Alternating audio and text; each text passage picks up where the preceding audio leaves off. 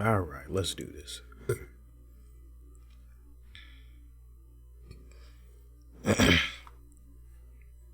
Hey, guys, what is going on?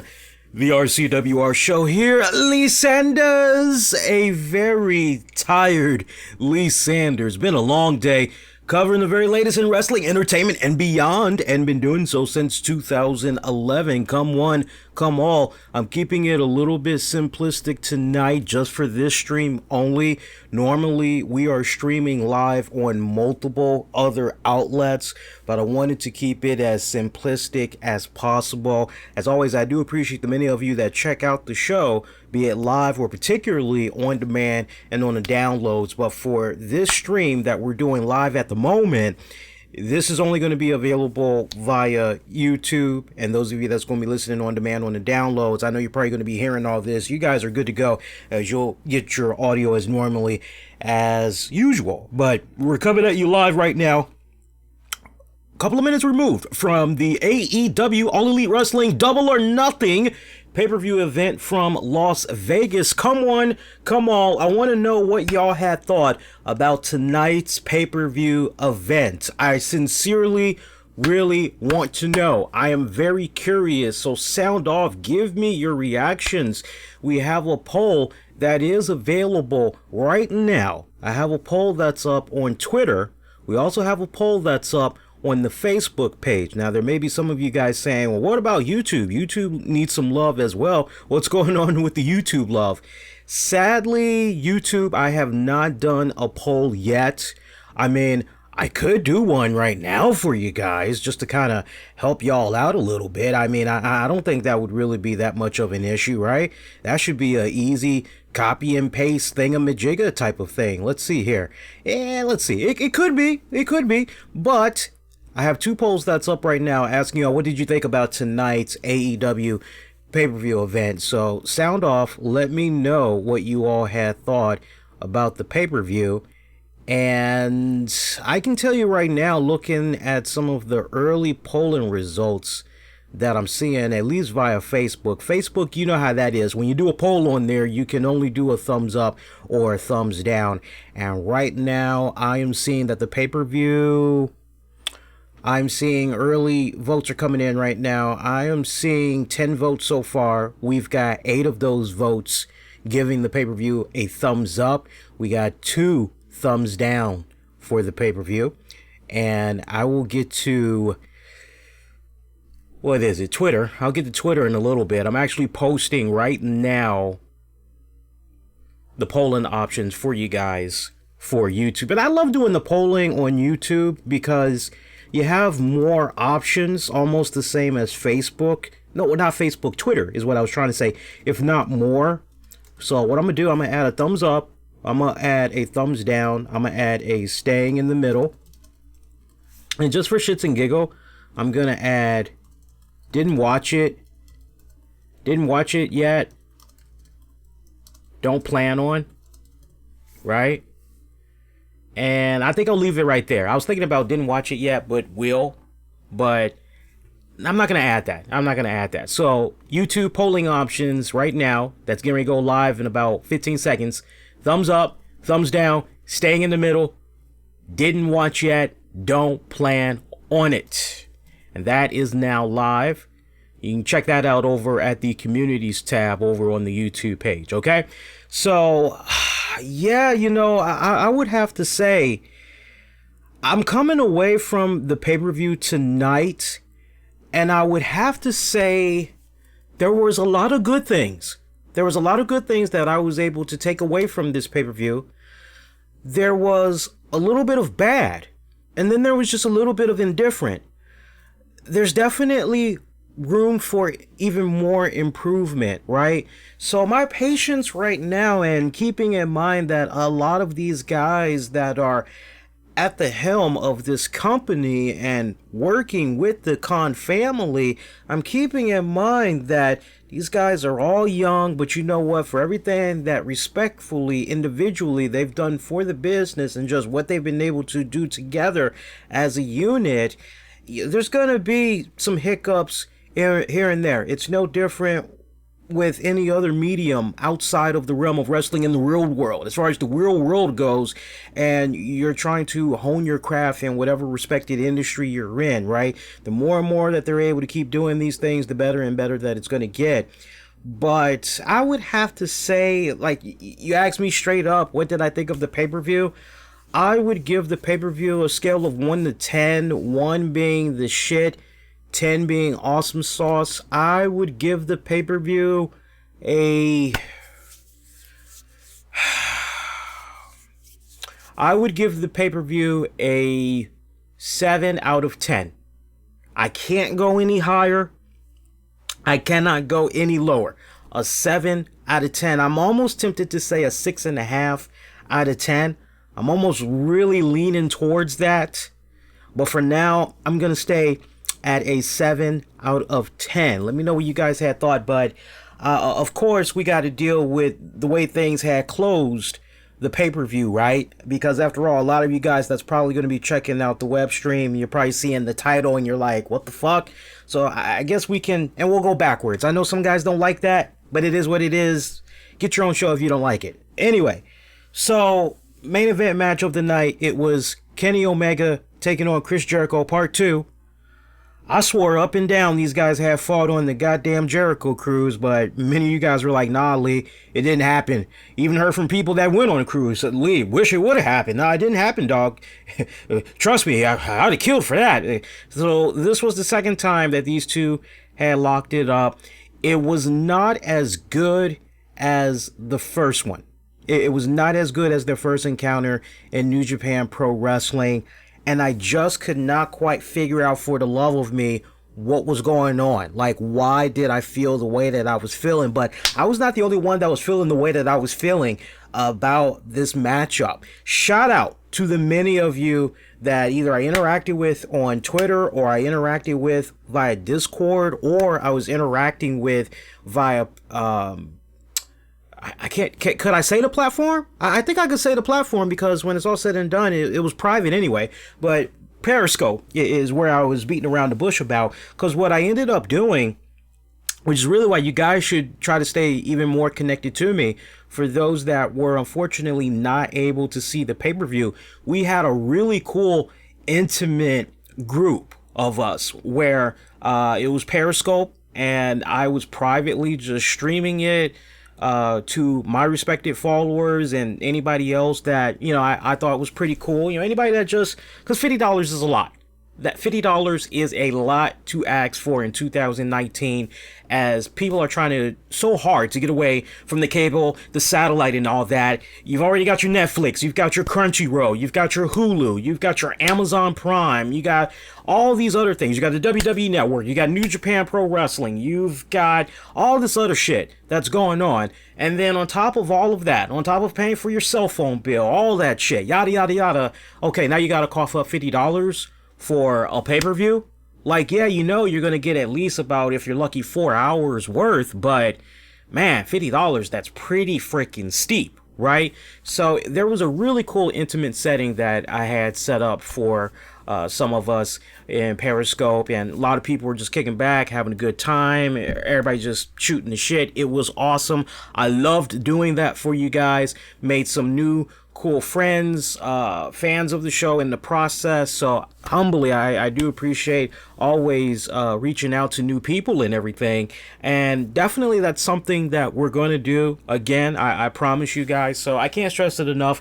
If you're not connected to me all throughout social media, and you've been kind of procrastinating, now's kind of a good time to start doing so, because we're probably going to be doing more. I called it a block party is what we ended up doing. We're probably most likely going to do more block parties like what we had did earlier tonight. What's up, Freddie? What's up, Austin?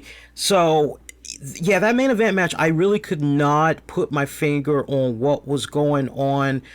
I mean, was there chemistry there, like leftover residue chemistry from their last encounter? Oh yeah, without a doubt there was. Did it possibly seem as though Jericho was moving just a little bit slower than the last go round? I could say yeah, just a little bit, but maybe you all can help me out, but there was just something that just wasn't quite right about the match. Maybe one of the areas where there could have been improvement was taking a little bit of time off the match. Maybe if it could have been trimmed by about 10 minutes, maybe that could have potentially helped a little bit, because after all, we had the pre-show, which was an hour-long event, and then the actual pay-per-view itself. Okay, so everything began at 7 p.m. Eastern, right? And then you pretty much had took it up to damn near midnight, right?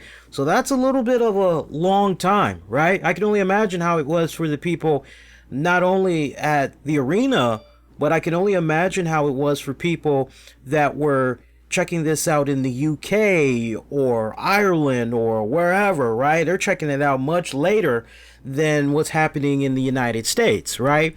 But yeah, there's definitely something a bit off with that match. You know, if they were to lock it up again, and I do believe that there's going to be a third time that these guys will lock it up, I just hope that it can even be better than what they did this go round, because I really was not that impressed by it. I tell you what, I really could not help but continue to stare at Jericho's chest. And I appreciate a lot of you guys enlightening me and everybody else on what exactly was going on with the chest. Apparently I don't know how long ago, but somebody, maybe I read it wrong, but somebody was saying that he recently had got surgery on his chest area again. And basically it just follows up to the years that he was kind of abusing steroids a little bit. So in essence, he's kind of paying the price for it, so to speak. But I couldn't help but during this match, and as long as I've been looking at Jericho too, I've never looked at his chest like I was tonight. And his chest just looked so caved in. It looked so carved up and everything. Like somebody just opened up his chest cavity and just took out all the muscle, you know, just ripped it out like a Mortal Kombat finisher or whatever, and just left him without any type of mass structure going on in there. But as distracting as that was, I still just couldn't help but marvel at Chris Jericho. Because for me, here's this guy I've been watching since I was a teenager, right? Or actually, yeah, since I was a teenager, since I hit puberty and all that, you know, and all these decades later, you know, here he is, and I don't care if he's 48 years old. I saw a lot of people on social media, they were ripping him, calling him a fat ass and all this other shit. I'm like, look, the dude is 48 years old. For everything that this man is doing, running around, writing books, doing podcasts, you know, hosting different types of shows. He's got the band. He's wrestling. Like, this guy, every time you turn around, he is just all over the damn place. And to be 48 and that type of a physical status that he's in, to physically be where he is at that age, I don't mind that. I know plenty of people that are his age, men-wise, that don't even look like that wish they would have a body like that. I looked at his body tonight. I know people were ripping on him, but I looked at his body overall and I say, you know what, man? Fuck that. Seriously. Well, you know, as somebody that's getting ready to creep up on 40, fuck that. I hope when I'm 48, I can get down to that size, keep that size. I don't mind that. Yeah, a little beer gut, whatever. It's all good, man. Closing moments. Omega looked pretty good too. Omega definitely had looked pretty good as well.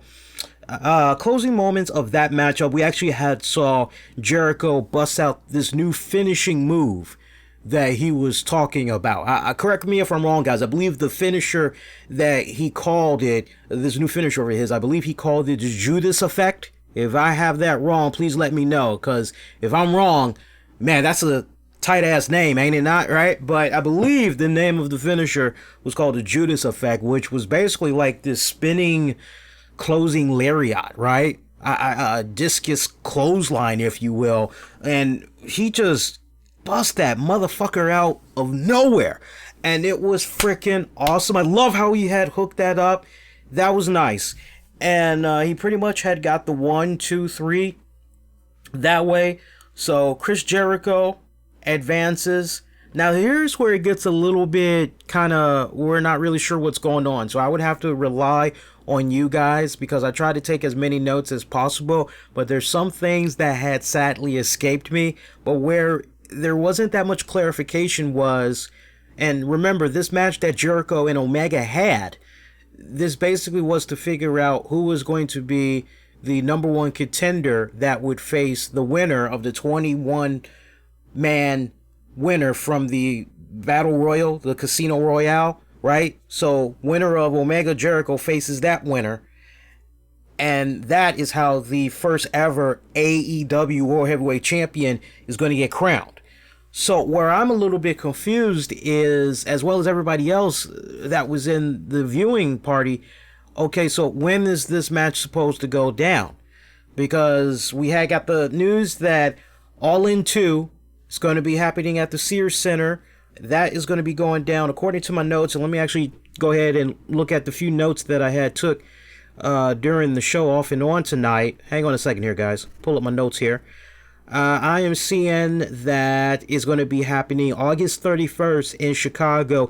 Tickets are going to be going on sale June the 14th. Once again, for those of you looking to return to the Chicago area, you were there for last year's All In. You're looking to maybe capitalize once again.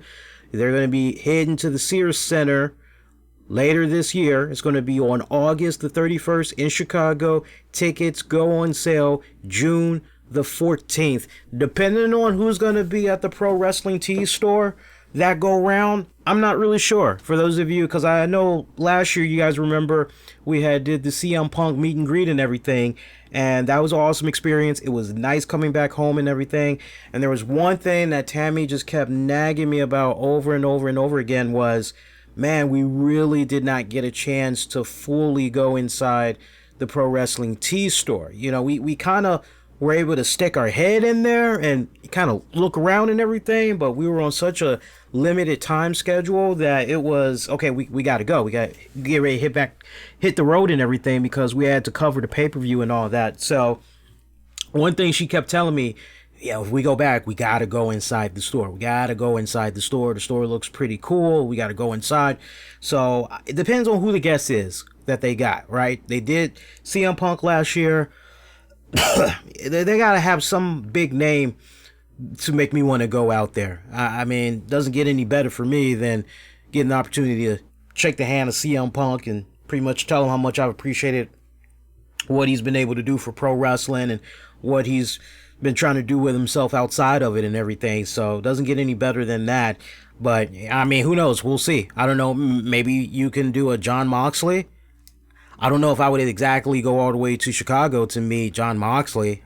Personally, I'm just saying. No hating, no diss, no shade. I'm just saying, to each its own. But for me, it would have to be like a Undertaker type of name or something like that. And I don't know if the odds of that were really to happen. I just don't think that would happen, right? But it would have to be a pretty big, heavy name in order for me to want to come on out to Chicago.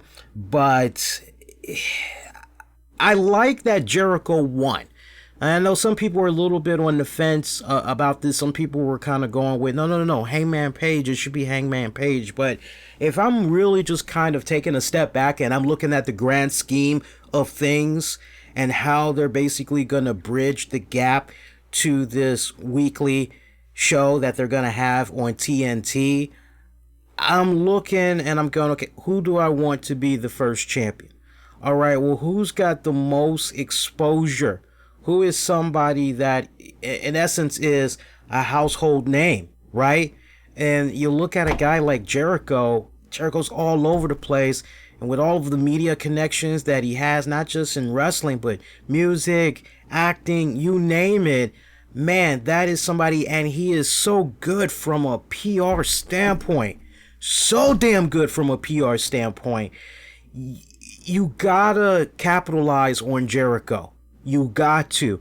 And build him up properly as a really good heel champion while at the same time building up a really good baby face that will basically be groomed to eventually take the title off of Jericho. So where we all are a little bit confused right now is, when is the number one contender is going to be facing each other? Is it going to be happening at this fighter fight pay-per-view event that's going to be happening. I can't remember the name of the other one. You guys are going to have to help me out. But I know there's like 2 other AEW events that's going to be going down. I know we got the All In one, but there's another one that's somewhere in there that's supposed to be happening. When exactly are they supposed to be crowning the champion? I mean, you would think maybe they're going to go on ahead and crown the champion when they return to Chicago. That kind of seems like it makes a little bit more sense. That way, you're not too far off from when the weekly TV show is supposed to be going down. So I know things are still kind of up in the air right now, but I mean, just from a TV viewing standpoint, if they did cover those bases, I missed it. It was kind of like maybe a one and done type of deal, but that's definitely something that's going to need to be reiterated and stressed from now until whenever they do their next event, next batch of events for that matter. Kenny Omega looked pretty damn good though. Got to give him a lot of props. Definitely looked pretty good. Looked pretty well rested. I had a legit smile on my face when I saw Kenny Omega, and one of the main reasons why I had a legit smile on my face with regards to Kenny Omega was because I was happy that he did not go to the WWE. And I know he was very passionate about why he had chose AEW over the WWE. WWE was pretty close to getting him, but for him, ultimately, what it all came down to was just from a creative standpoint, having that creative freedom, all that, I get that. And it's a smart move that he's over in AEW. Now, look, that's no disrespect to the WWE to a certain degree. If it was a case where he comes to the WWE and he's down there in NXT, 9 times out of 10, Paul Levesque is going to show him nothing but love. You look at how Paul Levesque did freaking Shinsuke Nakamura. He got Shinsuke Nakamura, and Shinsuke Nakamura was fucking on fire when he was down there. But the minute he came up to the roster, y'all know how that pretty much had went, right? We don't need to rehash that. I think Omega would have been doing pretty damn good in NXT as far as him coming up on the main roster. You could definitely see a really good program with him, AJ Styles, maybe even an alliance with AJ Styles. You can maybe see him tearing it up with Mustafa Ali, Ricochet, Daniel Bryan, Samoa Joe, right? Sami Zayn, Kevin Owens. I mean, there's definitely a lot of good names. You could just take a step back and go, man, who would Kenny Omega really tear it up with? But the biggest fear is once he's up on that main roster and things cool off after about 6 months, is he still gonna be high up there just as he was when he was over in New Japan Pro Wrestling? And just kind of going based off of past history, and you can almost bet confidently that the momentum would be lost in no time, sadly. So it's awesome that he hooked up and is staying put for now with AEW and everything. But after everything was all said and done, Jericho wins the match. He gets on the microphone. He's bad-mouthing the crowd, calling them marks and everything for booing him and everything, saying, hey, look, you look at everything that's happened with AEW. You look at the fact that AEW got this TV deal. You look at the fact that we hooked up with the Khan family. You look at the fact that we're here tonight doing this pay-per-view for you guys.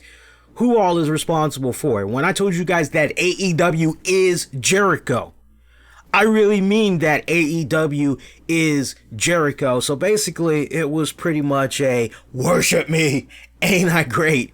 Worship me, damn it.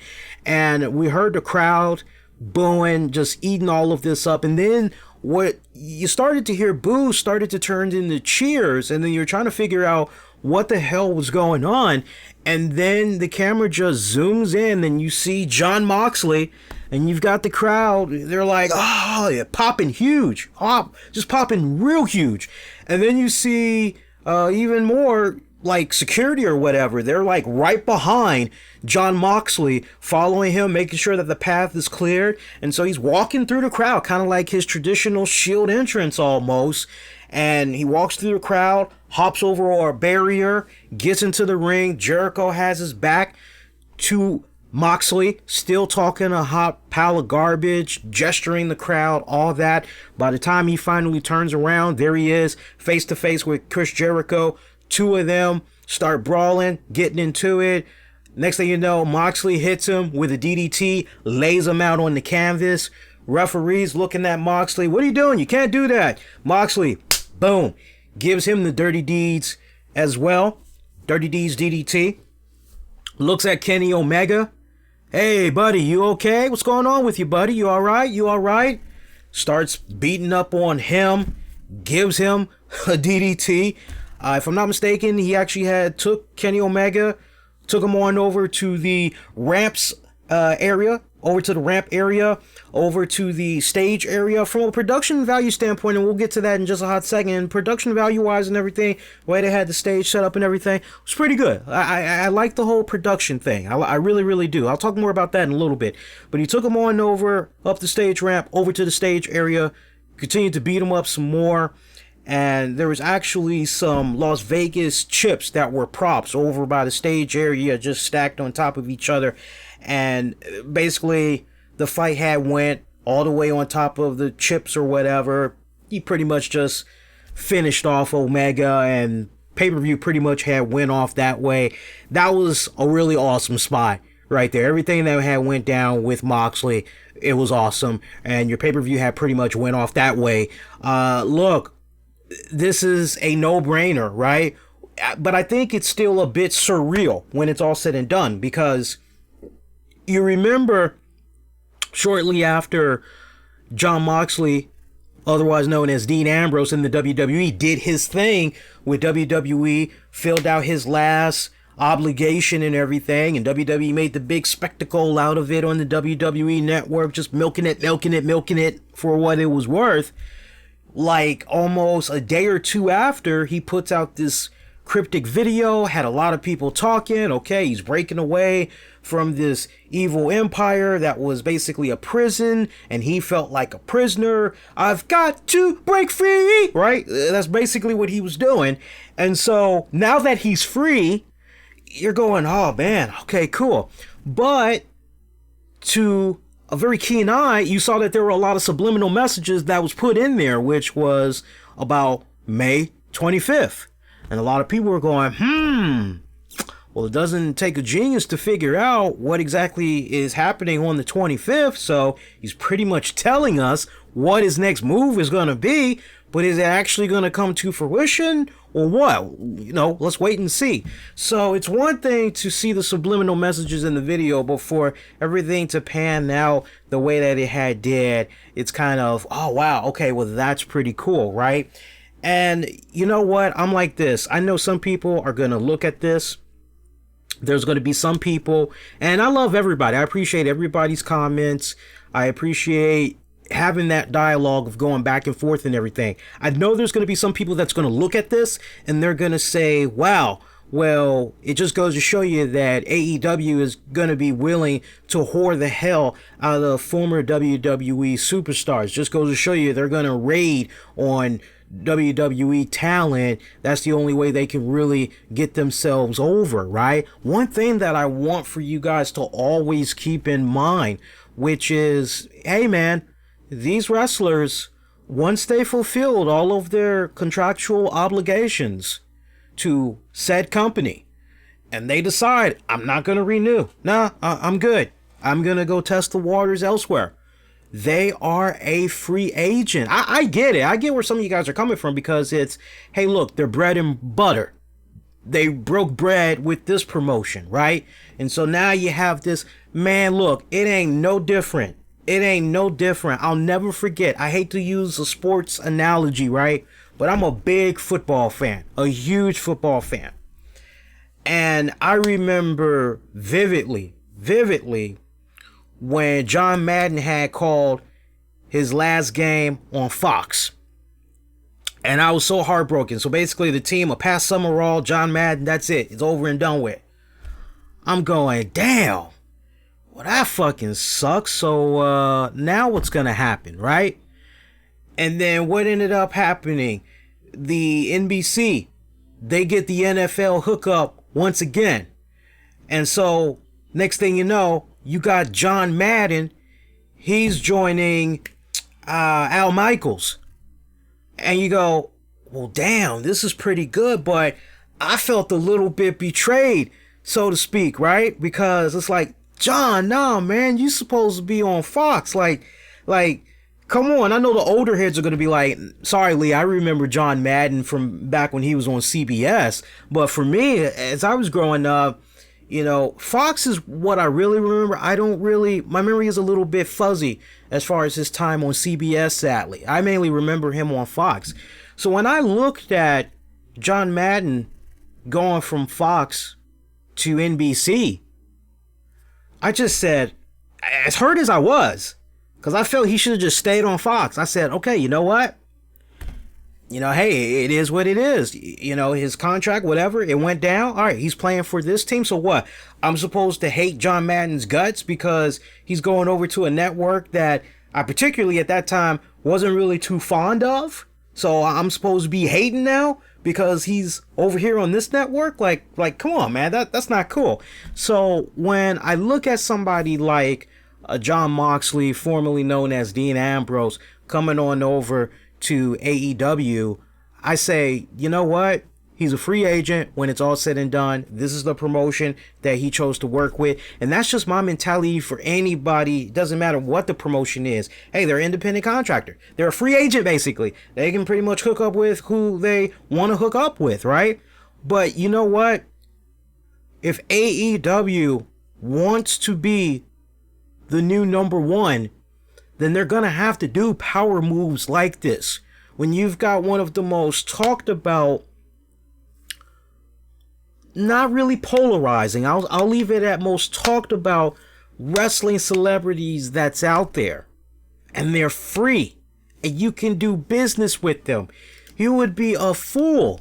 You would be a fool to not do business with them. So you're trying to tell me if you have your own respected promotion, and money is no issue whatsoever, and you can have access to anybody in the entire world, you're telling me you're not going to take advantage of that? You're telling me you're not going to hit that talent up and try to see if you can get them to work for your respective promotion? You got to be crazy, right? So if AEW wants to be that new number one, they got to make the power moves like they've been making. And I legitimately believe Cody and the Bucks, I'm really taking them at face value just from what all they've been seeing with other wrestling promotions, particularly with TNA and all that. I really believe in my heart of hearts that the last thing they want to do is just spam the hell out of a promotion like a WWE, or I really believe that they really want to try to put the spotlight on young up and coming talents that, hey man, in the next 5-10 years you're really going to be talking about these people, and hey, we got them here, we gave them the spotlight, you guys are pretty much getting the proper introduction to them first here thanks to us. I really believe that they're gonna respectfully go in that direction. But Jon Moxley hooking up with AEW, it's a good move, but see, here's the real challenge here, right? And here's the other thing. I like the fact that Moxley is now in a position, and God bless Moxley. I think, honestly, and I was telling people this in the Periscope block party, which was, if Moxley would have probably been given full 100% creative control and pick his opponents, maybe agree to a shorter deal, like maybe stick around for like a year and pretty much just renegotiate that way, but most importantly, that full creative control, he probably would have stayed with the WWE. He probably would have stayed. And we really won't know the answer to that unless he's in a position, and I think he will. I think in the coming weeks, he's probably most likely going to be doing an interview. I don't, and here's the thing. Here's the other thing, and I really want to make sure we capitalize on that. You kind of got to go back to what was going on with him when he was in WWE, and you go back to that infamous Stone Cold podcast where Stone Cold just really, really overexposed the hell out of Dean Ambrose, right? You could just tell that was not his comfort level. I think from here on out, anytime Ambrose speaks, like outside of AEW and he's basically doing interviews or some shit like that, I think it's going to be very, very limited. I expect going forward there's going to be somewhat of a back to basics when it comes to Jon Moxley. I see him really kind of going into the CZW bag, so to speak, but come on, he's kind of up there in age and everything. I don't see him doing a whole bunch of crazy extreme woohoo crazy shit on a regular basis, but I do, just from the interview standpoint, I do see him being much more limited as far as when he talks, what he's gonna say, how he's gonna say it, the whole style, the presentation, everything. I can picture a lot of that happening with him going forward. So, this is a good pickup for him, but I'm going to be paying attention to those areas in the coming months. And then another thing that I'm going to be paying attention to that I think everybody else should be paying attention to with Jon Moxley is, all right, you got the buzz right now. You've had the buzz once it was revealed you were not re-signing with the WWE, and a lot of people were under the impression, that's just a big old ball of bullshit. He's going to re-sign, whatever. But then he leaves, and people are still kind of going, he's going to pop up. He's going to pop up. That date for the 25th, who knows? He's going to pop up in WWE as Jon Moxley. There's nothing wrong with thinking that. So many people were thinking, hey, Jon Moxley, WWE, yeah, they gave the green light for Jon Moxley. Jon Moxley is going to show up in WWE now. And now that the dust has settled, smoke's cleared and everything, we see that he's officially, as AEW even put it out on their own Twitter account right before we went on the air, he's officially with AEW. They've announced that already. So, yeah, I'm definitely looking at all of those things. He's got the buzz right now. I'm looking at things from the interviewing standpoint, the marketing standpoint, but most importantly, how is he going to be 3 months from now? How is he going to be 6 months from now? How's he going to be once that TV deal kicks in and it's a weekly type of deal? How's he going to be? Is that buzz going to continue to still be there? That's what I'm all going to be paying attention to from this night going forward, and I want for you guys to be peeping that out as well. Do appreciate you guys that's checking out the show right now. Let's get into some more of these matches. That was just the most time I wanted to spend because there were so many layers to that. So I appreciate you guys hanging with me this long. Let's get into some more of the matches. Let's take it up at the top and work our way down to the bottom. I'm pretty much just going to go quick from here on out because I want to try to keep the stream, the post show here to about maybe an hour tops at most. So we'll see what we can do. Appreciate everybody that's checking out the show. And if you're having a good time so far, hey man, show the ultimate support. If you haven't done so already, make sure you hit the subscribe button, click on the bell notification so you always know about more content that comes your way on a weekly basis. That's if you're checking it out via YouTube. Of course, if you're checking it out on demand and on the downloads, you haven't subscribed, do subscribe. Twitter, Facebook, Instagram, Twitter, use the keywords, the RCWR show. We had our pre-show, which was an hour long, and one of the matches that we had was the 21-man Battle Casino Royale. Your participants in that one was as follows. You had... Where's my 21-man Battle Royal here? Where's my 21-man Battle Royal here? I gotta look at the participants here. Hang on a second, guys. I wanna grab the name here. The rules for this one was pretty interesting as well. Every 3 minutes, okay, so here's how it started. The match had 21 entrants with 5 starting the match. And then every 3 minutes, 5 more wrestlers would enter, with the 21st and final entrant entering alone. So whoever that 21st guy was, that basically drew the Joker wild card or whatever, they were the ones that was able to come on out last. So the participants for that one, let me pull this up here because I'm looking at my notes here. I really should have wrote all the guys' names down, but I sadly did not. So actually, let me go back. All right, so we had MJF, Dustin Thomas, Sunny Days, Brandon Coulter, and Michael Nakazawa. They had started things off. We saw MJF healing it up, immediately went for Thomas.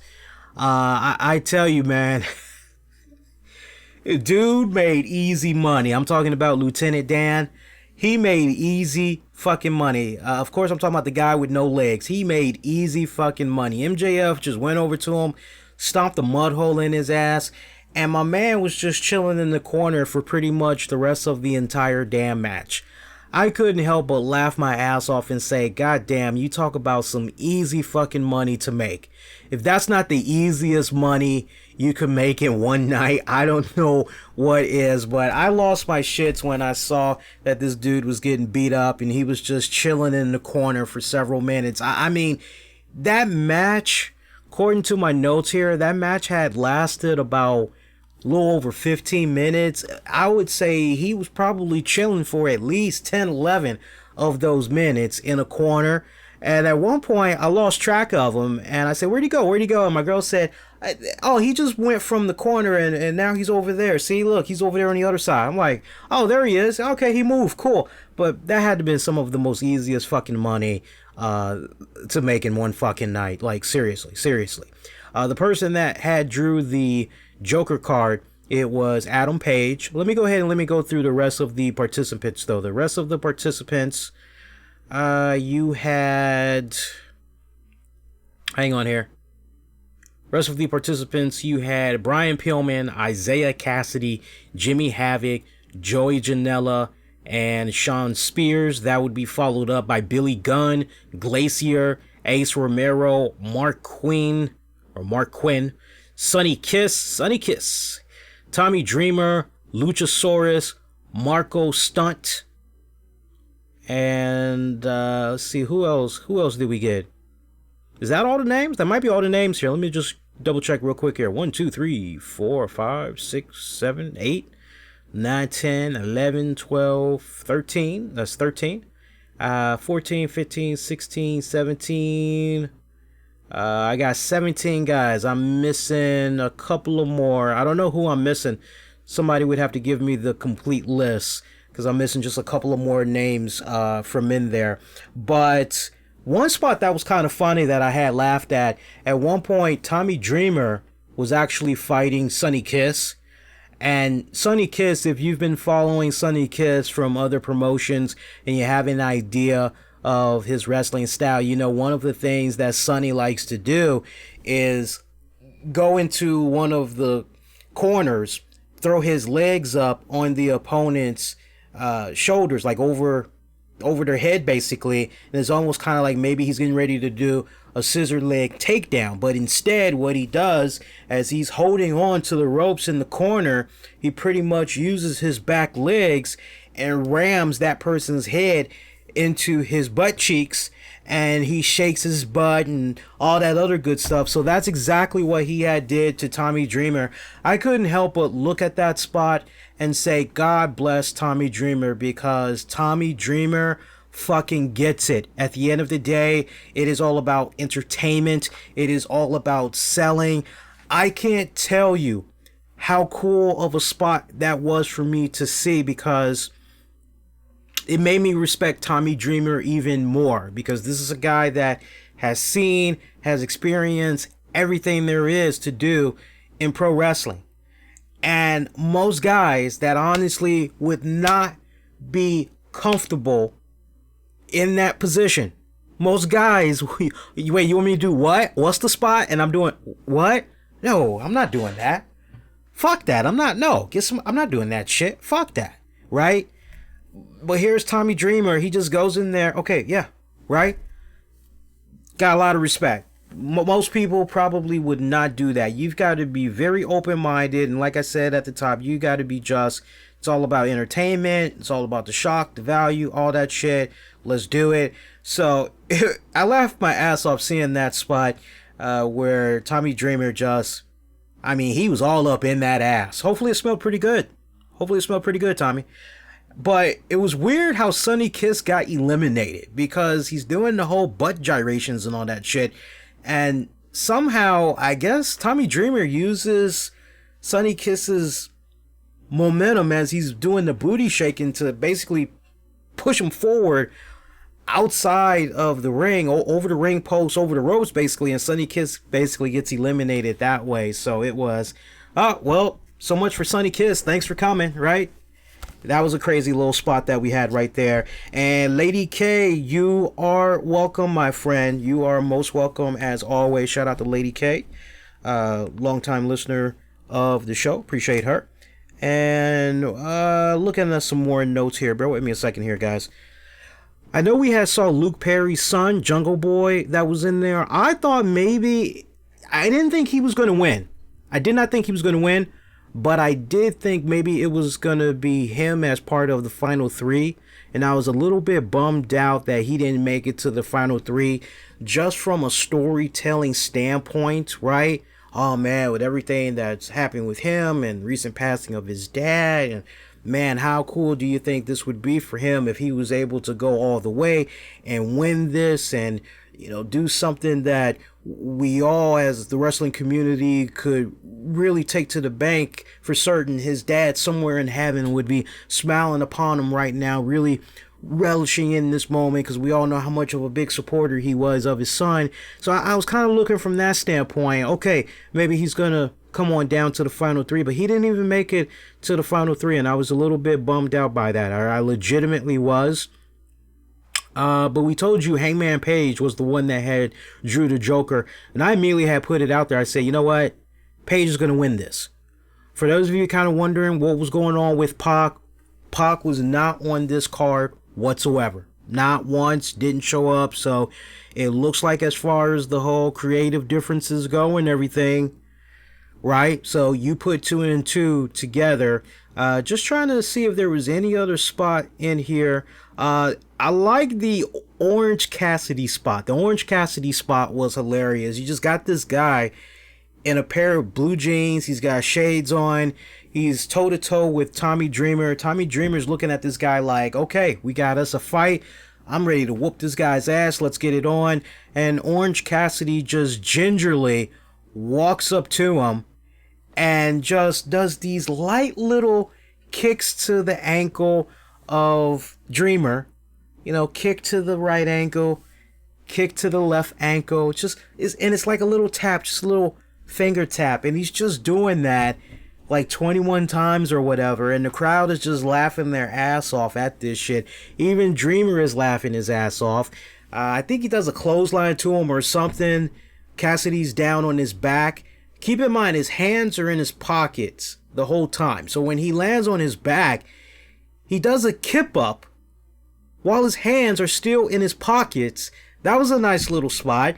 And you're like, okay, so where does he go from here? Well, where he goes from there, Dreamer just pretty much sends his ass flying out of there. Love that. That was great fucking comedy. I loved it. That was a great little spot. I had a hearty laugh. I legitimately had enjoyed that. That was a really hilarious spot. Adam Hangman Page, he was the one that had won at closing moments. I forgot who the person was he threw out. You thought he won, but then MJF had came, tried to toss him out the ring, prematurely raced around the ring, celebrating, didn't really look all the way back to make sure Hangman Page had went out all the way, because he didn't. Hangman Page pretty much got back in there. 2 of them fought. Page pretty much sent him out. Hangman Page winning that 21-man Casino Royale. So he is going to be meeting up with Chris Jericho to crown the first ever AEW World Heavyweight Champion. By the way, we had the AEW World Title presentation. We all were able to get a good look at how this title, the title looks pretty damn good. The title, and shout out to anybody that can maybe post it into the chat for everybody else to see, but the title looks really badass. The first thing I said to everybody when I saw it, it's got a UFC vibe to it. But I was so pissed off because just a little tiny bit that I was able to see, the person that unveiled it, oh yeah, that was a bit of a surprise. The person that unveiled the title was 2-time WWE Hall of Famer Bret Hitman Hart. I wish I was trolling you guys. Bret Hitman Hart. So safe to say, Bret Hart definitely does not have a Legends deal currently going on with the WWE for him to make the appearance that he was able to make, right? You know, you kind of got to put two and two together, but wow, yeah, he actually showed up here at this event, unveiled the title. MJF had came out, because it was Paige. Paige had came out so he could get a look at the title. The Jericho Omega match did not happen yet, so it was understandable why Paige was out at the time. And who knows, maybe eventually Omega and Jericho were going to come out there, right? Who knows? But Paige was out there, but then MJF came out, basically being a sore, bitter asshole, right? And talking up a hot game. We saw Jungle Boy, Jimmy Havoc, a couple other people had came out. They pretty much, correct me if I'm wrong, did they beat up MJF?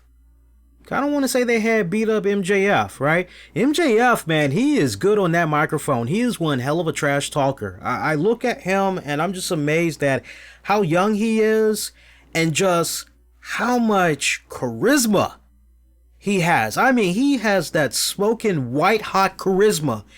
And I look at him and sometimes I'm just reminded a little bit of EC3. The EC3 from Impact Wrestling is what I'm talking about. Now, what we got going on right now in WWE. Now, I miss the old Impact Wrestling EC3, right? When he was undefeated and all that, just really a heel at his best, right? Really loved what he was doing. But MJF seems he's even on a much higher level than where EC3 was at. I can listen to that guy cut promos and shit all day long. He is a total natural when it's all said and done. A total fucking natural. I really love his work.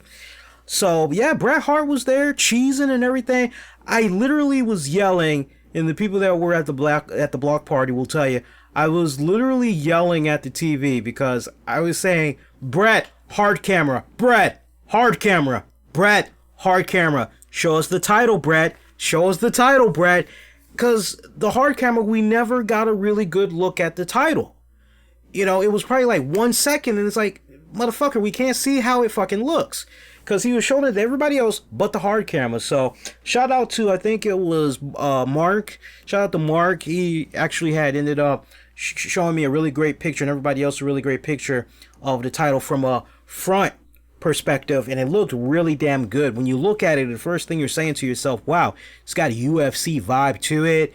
I'm telling you, just from a marketing standpoint, if AEW is smart, leading up to when the match goes down to crown the first ever AEW champion, like sometime this week, they need to go on ahead, have some replica belts be available, make it, I don't know, until they get ready to do that match to crown the first champion, make that title be about $250, $275, and then after the first ever champion is crowned, boost it up from $250, $275 to, I don't know, do it $350 or whatever, right?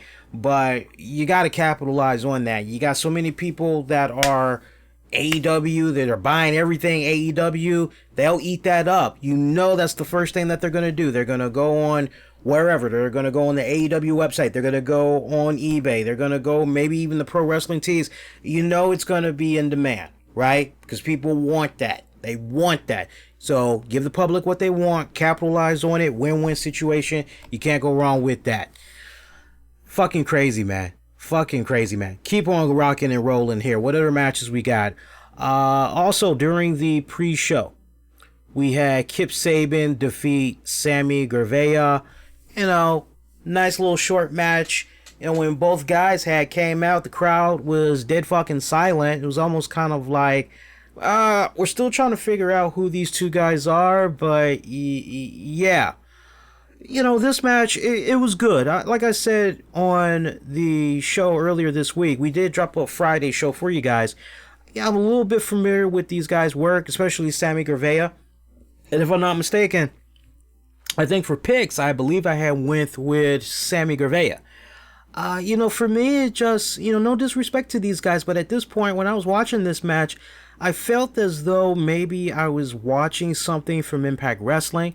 I felt as though maybe I was watching something from 205 Live, and I don't want people, oh man, you're hating, or that's no disrespect to them, because notice the type of words that I used. I didn't say the match was bad. The match was decent. I would give it a C. I'd give it a C. Kind of teetering there at a C plus, but a C match for me. But let me put it to you this way: if you remove the logos, if you remove the apron, all that stuff, and you just saw these two guys in the ring, and you're just flipping through the channels, you would know if these guys were wrestling for WWE, Impact Wrestling, Ring of Honor, NXT, 205 Live, or if it was a SmackDown type of deal. You just wouldn't know, but it had a very lightweight type of feel to it when it was all said and done. And for me, I really wasn't liking how this was going. And thank God that for the hour of the pre-show, this was pretty much it. But I gotta tell you, as far as doing a hard sell for people to check out the pay-per-view, I wasn't feeling it. I was not feeling it. Now look, that doesn't mean that you go on ahead and you put out all your megastars or some shit like that for a damn pre-show, right? It doesn't mean you do that, because last thing you want to do is pretty much put all your cards out on the table, and then it's, oh, well shit, what the fuck are we supposed to do now during the pay-per-view? That's the last thing that you want to do. But for me, just kind of going back and looking at this, I wish it could have been a case where we could have seen a situation where maybe a Ryback could have been part of the pre-show, the 21-man casino battle royale. I'm sure you all could probably think of some other names. I'm not really sure what was going on with Killer Cross. I don't know if maybe that could have been a one-time type of deal or what, or hell, what's going on with David Arquette or something like that. It would have been cool if you kind of had like some C plus to B minus type of talent that could have helped you out during the pre-show. Because if you're spending this hour trying to do your very best to do a hard sell on why people should come out of their pockets to spend $49.99 or higher, what happened during that first hour for the pre-show, that wasn't it. That was not it whatsoever. And, oh, by the way, as soon as that, I think it was, let me go back to my notes real quick here. I think it was after the, somebody correct me if I'm wrong, was it after the Sammy Guevara? Yeah, I'm almost tempted to say that, yeah. That spot that went down with the House of Glory guys after the Kip Sabian, Sammy Guevara. Did that spot with the HOG guys, did that happen during the pre-show or did that happen during the main card? Let me just kind of check my notes again real quick here, because I kind of got my notes a little bit spread it all over the place. So you guys got to bear with me a second here. I want to say that was on the actual pay-per-view card. Let me look here. Yeah, I'm gonna need you guys' help because I'm a little bit confused where that spot had happened that I'm talking about now. It almost kind of feels like it actually had happened on the actual card itself. I'll keep going, but if somebody could hook me up with filling in those gaps, I'd appreciate it.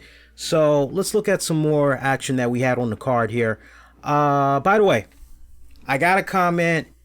Jim Ross, for a lot of people that were curious, Jim Ross did okay on color commentating. He seemed as though he was trying his best to rise to the occasion, but it wasn't quite. I think the longer Jim Ross is able to keep doing this on a more consistent basis, the more fluid that he can be, the more time that he's able to spend with these talents, the better.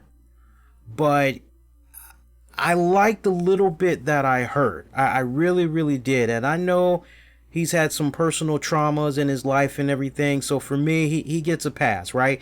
It's all about finding himself, trying to get happy again and everything. So, for me, I've always and continue will to have a soft spot for JR and Excalibur. Excalibur was good as well. But the third guy on color commentating, Adam whatever. My God, that Adam dude needs some fucking energy. Big time. That dude needs some fucking energy. And I'm waiting for somebody in the chat. Somebody in the chat, tell me the HOG spot.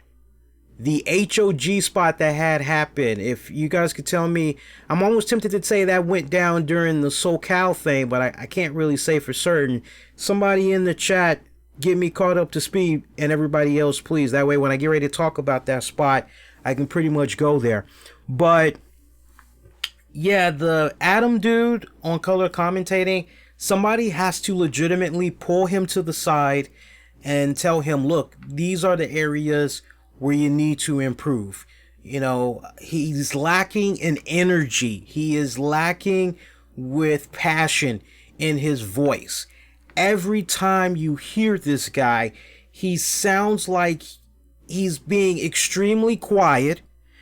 He sounds as though somebody died and he's not really sure how to react. And he's just talking as best as he can to really sell the moment to you guys. Because, hey, you just won $1 million. And I don't really know what you're going to do. But you just won $1 million. Your life, as you know it, has changed forever. Isn't this great news? I just found out that today I'm going to be a dad. Oh my God, I can't tell you how excited I am that I got this such great news. Hey everybody, I just got in from work and I found out I got a raise. I'm so excited. That's how no energy whatsoever that was going on with this guy. I'm not picking on this guy. I mean, so many people were ripping on this guy. It was not even funny. And it's bad. I gotta shout out Lady K. Lady K has had the opportunity to interact with many wrestlers, do meet and greets and all that. And she was in our block party and she jumped out there. She said, look, I'm blind. I'm legally blind. And I rely really on audio than visual, and I can tell you that Adam dude fucking sucks. And it was, damn, Lady K keeping it real. Hell, if Lady K is even saying that, right? That's not good. So somebody needs to pull that Adam dude to the side and be like, dude, these are the areas where you need to work. I couldn't help but look at this guy and say, what's going on with a Mike Goldberg? What is going on with a Joey Styles? None of these two guys are available. Surely there is somebody of better caliber that can be right there with Jim Ross, right? Fuck, what's going on with Josh Barnett? What was going on with Josh Barnett? Josh Barnett, say what you will about Josh Barnett, but I will say this much. Whenever I checked out New Japan Pro Wrestling on Access TV and I got to hear the color commentating team of Jim Ross and Josh Barnett, yeah, it was a little bit rocky at first, but I tell you what, they really started bouncing off of each other. I would rather hear those two guys with Excalibur than that Adam dude. That Adam dude fucking sucks. Don't believe me? Check all throughout social media. There's so many people that were ripping on him. As far as the commentating goes, overall, if I gotta give them a grade, I would have to say, look, minus Adam for what JR and Excalibur were able to do. And you can tell that Excalibur and JR can kind of build off of what they're doing. You can tell there's something there and they can build upon it if they have more and more time working together. The team of JR and Excalibur, I would give them a grade for tonight. For tonight, I would give them a grade of a C+. A C+. I can't go any higher. I can't. And that's minus Adam. if I put Adam in there, nah, man, let me go back and change that. JR and Excalibur, I'll give them a B minus. B minus. I'm not going any higher. I'm not going any lower. That's minus Adam. You put Adam in there, I gotta put it at a C minus. Almost a D. Just overall for the commentating, because he just was fucking up that energy, man. That flow. I just wasn't feeling him. I really wanted him to just shut the fuck up. Seriously, I just wanted him to shut the fuck up. Right? Get JD from New York. Get Solar Monster. You know, like seriously. Whose dick is this guy sucking to continue to be, right? If my job is to sell you guys a pay-per-view, the last thing you're going to do is see me for the whole fucking hour to sell this pay-per-view to you guys. The last thing you're going to do is see me there saying, oh, guys, we've got such a fantastic pay-per-view for you guys to check out. There are so many great matches that you all are going to be seeing on this card tonight. You're only going to be able to see it through the respected cable providers such as BR, Bleacher Report Live, Verizon, Dish Network. You don't want to miss this. Brother versus brother. We've also got tag team titles on the line. We've got Kenny Omega taking on Chris Jericho, Part 2. It's a really phenomenal card. You guys are gonna... That's how he's talking the whole fucking time. No, I need you to sell. Boys and girls, you don't want to miss this. AEW, Double or Nothing, the pay-per-view. What are you waiting for? If you're excited at the action that you're seeing right now, what are you waiting for? Call your local cable or satellite provider. Hop online. Do everything you possibly can. You don't want to miss this. You don't want to be out in the open.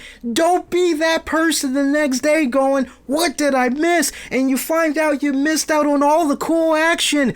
Do it now. Go order. No excitement whatsoever. That guy was just fucking... Seriously. Couldn't stand that dude.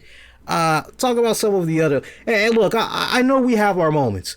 But this guy has now been in a position where he's had basically... I remember the press conference for All In, right? There was some type of little press conference. He was part of that. There was also something that had happened several weeks ago before what had went down tonight.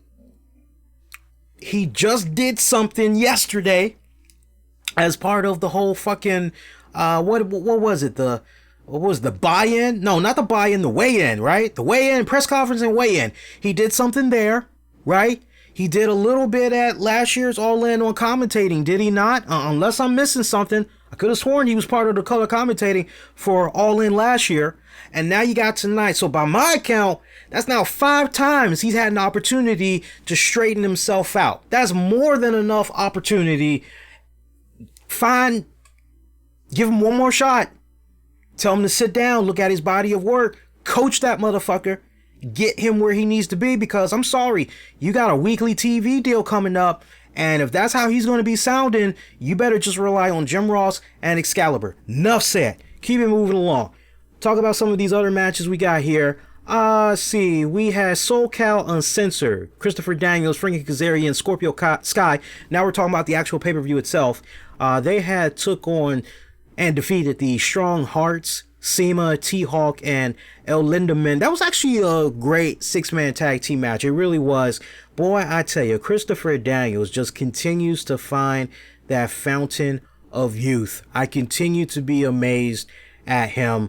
God, 49 years old, and this guy is still going out there, and he is still bouncing all around, hanging with the best of them. He's still flying like a goddamn early 30-year-old, man. I'm just amazed at that guy. I mean, what is his fountain of youth?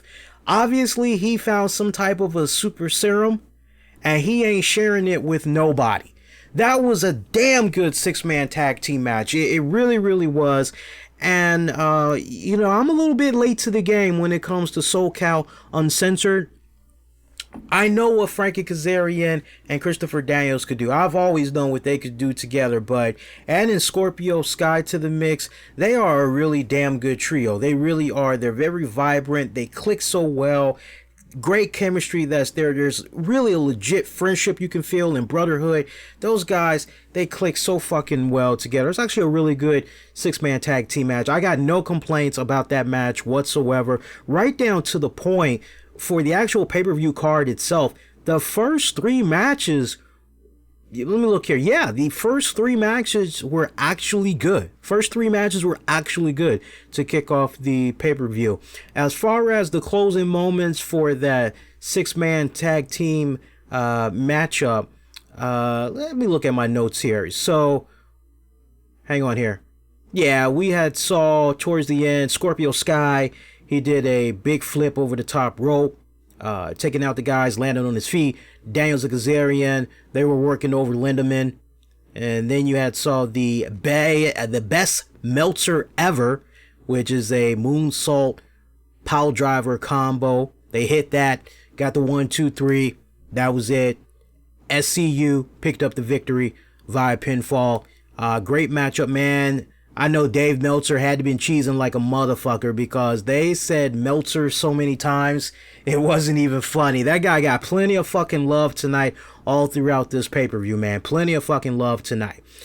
Go talk about some women's action now. We had Nyla Rose taking on Britt Baker, Kylie Ray, Awesome Khan. Yes, folks, Awesome Khan. I repeat, Awesome Khan was in this fucking match. She looked good, man. She looked good. It was a nice surprise how they introduced her too, because Brandy Rhodes had came out and you're going, oh, well, come on. You didn't exactly think that Brandy was gonna not put herself in this match, did you not? I mean, come on. She is the chief Brandy officer, right? You didn't think she was just gonna kick on back, and nah, she's going to use a little bit of stroke as well. Yeah, use that Triple H Jeff Jarrett stroke, right? The stroke. Hell yeah, you're going to do your little Stephanie McMahon abuse of power, right? And it was so hilarious because as she pretty much was setting herself up, she's like, I told you girls, I wanted this to be the best women's division ever. I want it for this match that we're going to be doing here, first ever women's match for AEW. I told you guys I wanted it to be something very memorable. I told you guys I wanted for it to be firing on all cylinders, yada yada yada. So you're looking at her and you're going, okay, so Brandy's now going to put herself in this one. Okay, all right, fine. And then she kind of like introduced muscle, if you will, and Awesome Khan. Awesome Khan looks fucking good, man. Looked like she hadn't missed a step. So, you know, you were kind of under the impression that maybe, and I told you guys, I said, look out for Brandy because look at how she's dressed. She may just put herself in this match, but it looks like she didn't. She just pretty much was chilling on the sideline, but it was pretty obvious who she was rooting for. Safe to say, she really had wanted Awesome Khan to go over. Nyla Rose, I got a bone to pick with because look, man, no disrespect. And this was another good match as well. This was actually another good match as well. Nyla Rose is from right here in my backyard, nation's capital in Washington, D.C. And shout out to her. She had did a solid panel at this year's Awesome Con and everything. Yeah, look, Nyla, baby, I appreciate you, honey, but you from right here in the nation's capital, Washington, D.C. I knew you grew up in some rough areas out here, okay? But you got to explain to me, sister, how do you make the transition from being in the rough parts of D.C. and here we are tonight seeing you looking like a Tatanka, right? Pocahontas. I couldn't really grasp my brain around that, and it took the commentators a long time to try to explain to us what was going on with her outfit. I mean, half the match was pretty much in the books before one of the color commentators, I think it was Excalibur, I could be wrong, But Excalibur, I think, was the one that basically said, yeah, she's from the nation's capital, Washington, D.C., and, she's wearing the attire that she's wearing because she has a, whatever, Cherokee Indian in her heritage, or whatever. It's like, okay, that explains that. Okay, cool. But the outfit was not that flattering to her, but you know what? God bless her. She went out there, she rocked that outfit. Hey, it is what it is. That's good. Every fucking 3 minutes, we have to be reminded of Britt Baker that she's a doctor. It's like, okay, what if somebody has a heart attack or something, she's gonna check their mouth or something? Like why do we need to constantly be reminded that she's a doctor? She has a degree, she's a dentist or whatever, right? Okay, so why are we continuing to put this over and over and over and over again? Just kind of felt like they were spamming the hell out of that too much on the color commentating. Just was not really feeling that. It was a bit buzzkill. The match was good, but the commentating in those parts, it was buzzkill. Didn't really do anything for me whatsoever.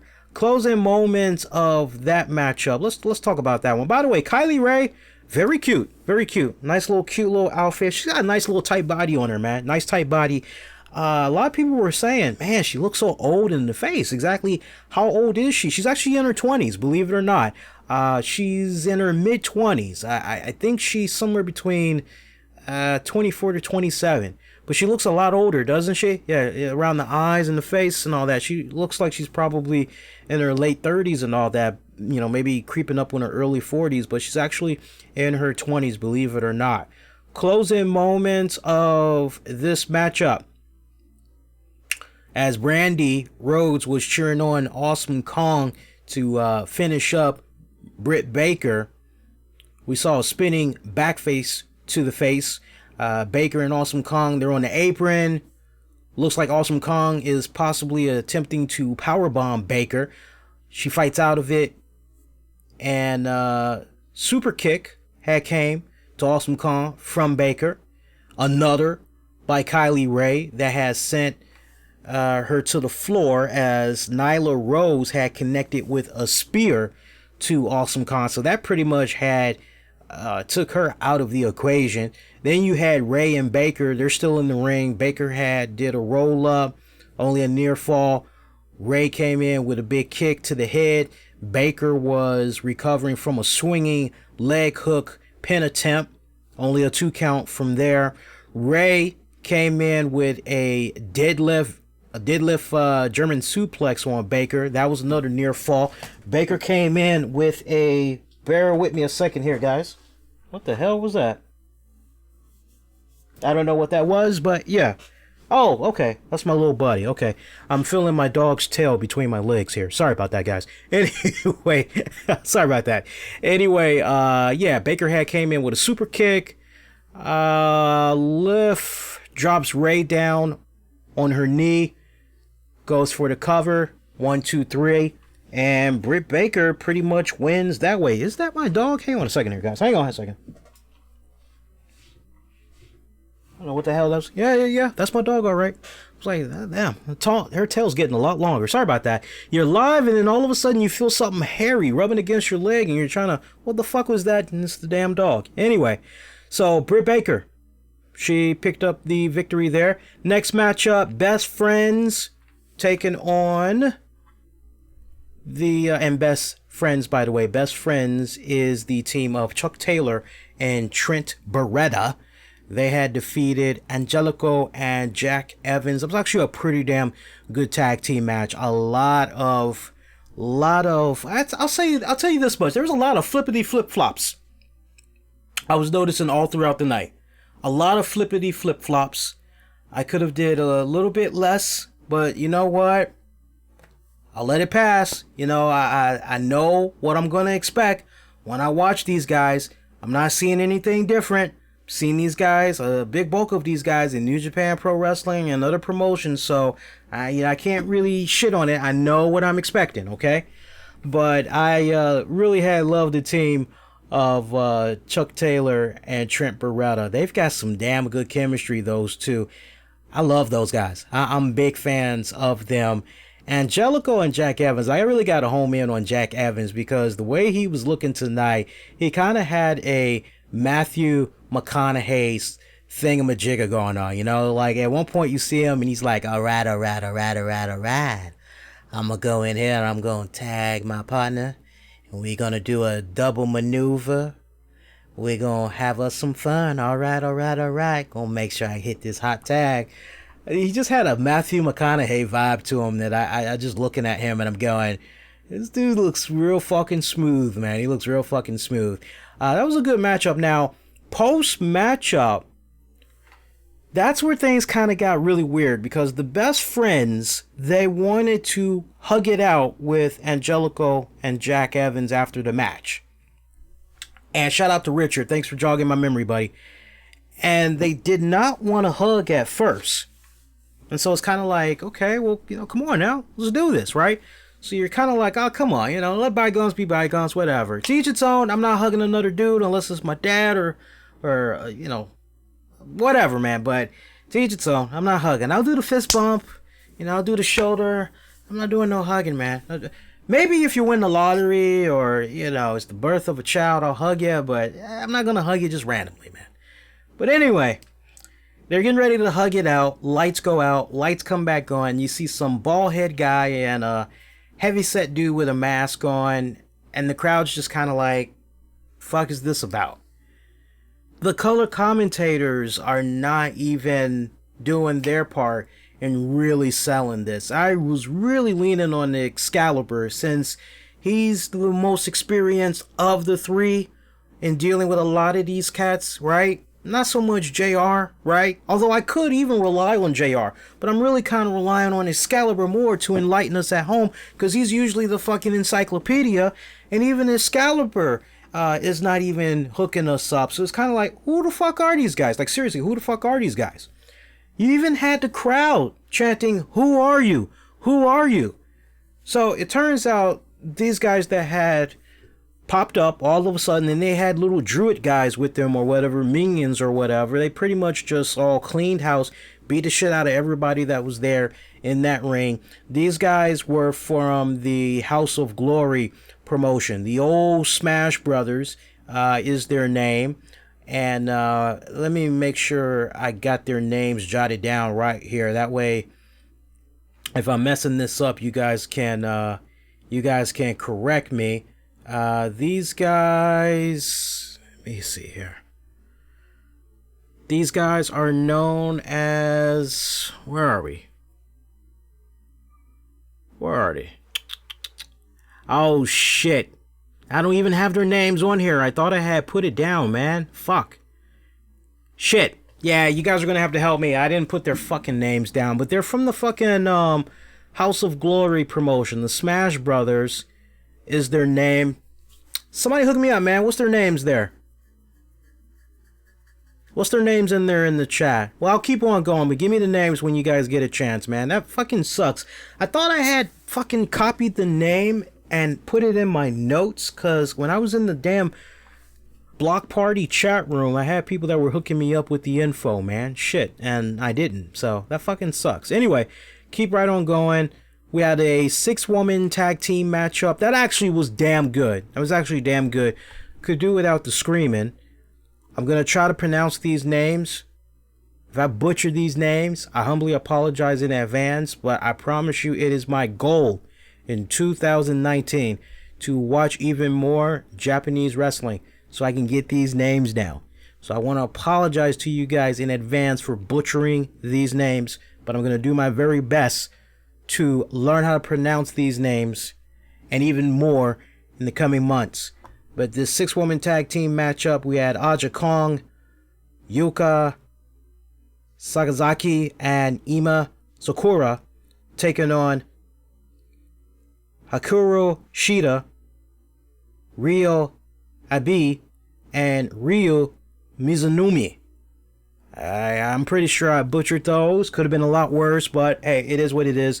It's actually a really good tag team match, and you know what? They really did a good job in protecting JR.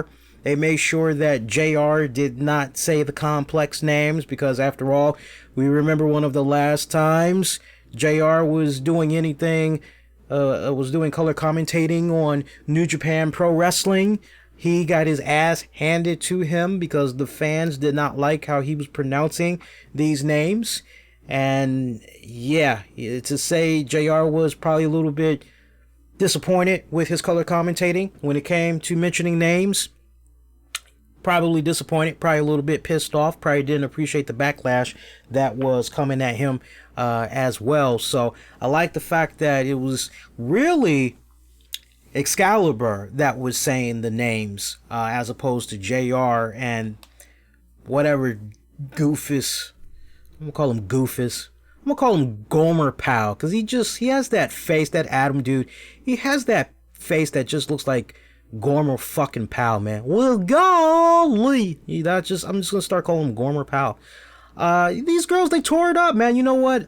Aja Kong, and if there was one thing I was a little bit disappointed about, I wish that they would have had Aja Kong cross paths with Awesome Khan and maybe kind of tease that something could happen further down the road. I really would have loved it if we would have seen that. That would have been badass. But Aja Kong, man, she's still just a little bit that I know about her. I mean, she's kind of like a legend in the business and everything.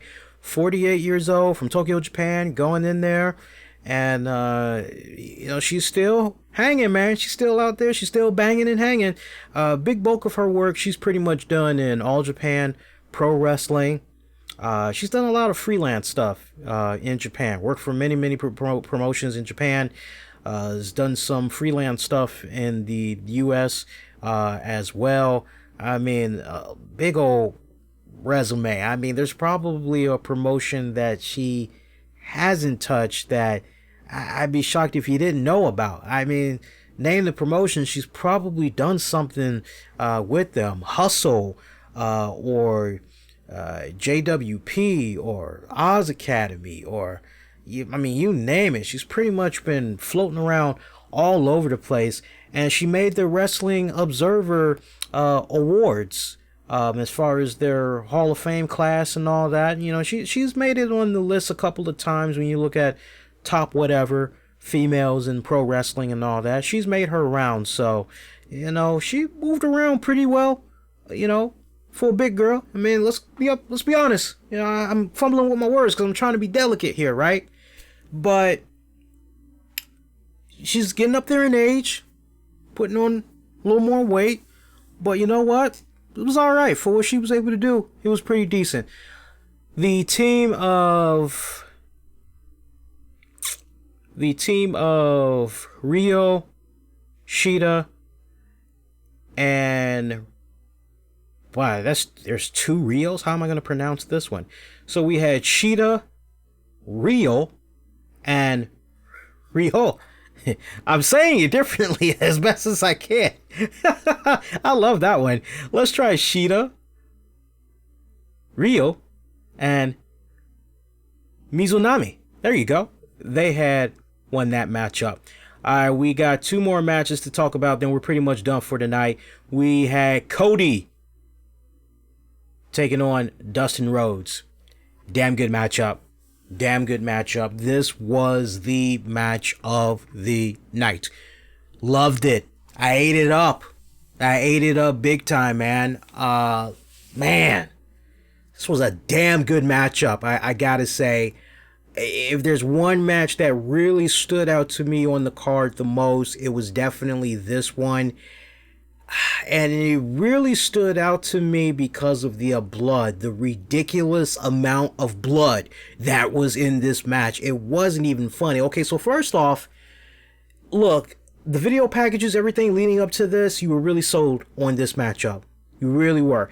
And I love the fact that right before these guys locked it up, the crowd, they are chanting Dusty. It was a great touching moment. You couldn't help but feel emotional, right? Really feeding off of the crowd. Crowd was alive and banging for this one. So, so they're locking it up. I would say the first 7 minutes of this matchup, it almost kind of seemed as though Dustin was trying to find his way in this. Seemed as though he was getting a little bit warmed up because there was a number of miscues. It was really hard to not miss. And you kind of felt as though, is Dustin all right? You know, what's going on with him? But you just kind of figured, I won't say Russ. Maybe it's just the nerves. Maybe just a little bit, right? Maybe he's just feeding off of the crowd, whatever it is. But there was a couple of miscues early on. But you know what? Right around the 8-minute mark, 9-minute mark, that's when things just really started clicking for Dustin. And he was just there for the rest of the match, back and forth with his brother. They flowed so damn well together. I have to tell you, seeing what they had did respectfully as Stardust and Goldust and the WWE and all that other shit, man. What they did tonight just blew that out of the fucking water. Blew it out of the fucking water. And it almost makes me say, damn, so WWE, these guys had a general idea of how they knew their match could play out, especially if you give them the opportunity. Yeah, did they earn the right to have a match on WrestleMania, brother versus brother? Yeah, they did earn that right. And for whatever respected reason, for it to not go down, it's kind of mind-boggling, because what they did tonight just made you say, wow, damn. Well, it's nice that we saw this match now, right? But I have a little bit of an issue to pick on with regards to this match, but I'll get to it in just a little bit. But the blade job, that really freaked me out. There was a really bad blade job, and Dustin was bleeding profusely. 9 times out of 10, my man probably needs about 10 stitches. I mean, he was ocean spray bleeding bad. It was crimson. I mean, the blood was just, it was almost like, I remember at one point his head was on the mat and he lifted it up ever so slightly, and the blood was just oozing out like somebody had turned on a water faucet. Not at high level, but just turned it on, and you just had a nice little slow stream, a little fast to a degree, but a nice little small stream just coming out of his fucking, it's a bad blade job, man. And that was just, it was hard to watch, because at many points I'm looking at this, I'm saying, please, for the love of God, somebody put some gloves on, do whatever you gotta do, right? And can we talk about the Triple H spot? I gotta make sure I talk about the Triple H spot. Cody Rhodes coming out, and I like how he had his, God, one of my favorite Beatles albums, right? The Sgt. Pepper joint, right? He's coming out with this Sgt. Pepper fucking outfit thingamajigger on. He's with Brandy, and they're looking at this throne, and you're going, that throne's got a Triple H vibe to it. What the hell is going on over there? That's got to be a diss towards Triple H. It's got to be. Triple H looks, I said Triple H, Cody looks at that throne, and he's walking down to the ring with Brandy. But then Brandy, if I'm not mistaken, I think she goes for a sledgehammer, gives it to Cody. And Cody's kind of looking at the sledgehammer and kind of looks back, and you're going, yeah, that is a diss to Triple H. Okay, here it comes. And so Cody goes on back over to the throne, and he just takes the sledgehammer to it, and you're going, okay, all right. And you kind of figured that Cody was going to, at some extent, extract some type of a modest subliminal revenge towards Triple H, if you will, right? I know some people are looking at this and they're going, why go low like that? Let WWE continue to do that. They want to take the cheap shots. They want to go low. You go higher. But when it's all said and done, look, man, I'm totally down with that. Cody Rhodes owed Triple H for what Triple H had said at the Hall of Fame ceremony. He owed him. Now, some people may say, well, Lee, all due respect, but that bill was paid off when Cody said whatever he said about Bayley the other day. We'll talk more about fucking the whole Bailey thing. We'll do that on next week's show. But you could say it should have been over and done with right there, right? But for Cody to do what he did tonight, honestly, I had no problem with that whatsoever. I had no problem with that whatsoever, because more than once during the Hall of Fame ceremony, when Triple H was there at that podium, there was repeated jabs at AEW. So as far as I'm concerned, all right, AEW, they're responding to the shots fired. Nothing wrong with that. And it's friendly competition when it's all said and done. It's all fun and games when it's all said and done. Had no problem with Cody Rhodes doing what he did with that throne and everything. But that was a nice ass little spot. Them brothers, man, they really tore it up. That for me was a really great matchup. I mean, one point we're seeing Crossroads applied. Kick out. The other brother gets the Crossroads applied. Fucking kick out. Brandy tries to interfere, but she gets denied as she gets ejected from ringside. She's screaming a little fit or whatever, and at one point you see DDP come out. He pretty much comes out like the Sandman from the Apollo show, picks her up, puts her over his shoulder, takes her on to the back so that the brothers can continue their matchup one-on-one and everything. And let's talk about the closing moments of this matchup, man. Closing moments for this bad boy. We actually had... Where are we here? Just looking at my notes here. Closing moments of this one. Dustin had hit not one but two crossroads on Cody, of which Cody had kicked out. More back and forths. We had saw Cody try to go for a cover, only a 2 count. Cody then dropped Dustin on the back of his neck. Crossroads applied to Dustin yet again, and he finally had got the 3 count. Now you're looking at the way Cody Rhodes has been putting over this rivalry with his brother, and you're kind of going, man, Cody's really coming off like an asshole here. God, yeah, you know what? Dustin, whoop his ass. Yeah, man, go in there and whoop his ass.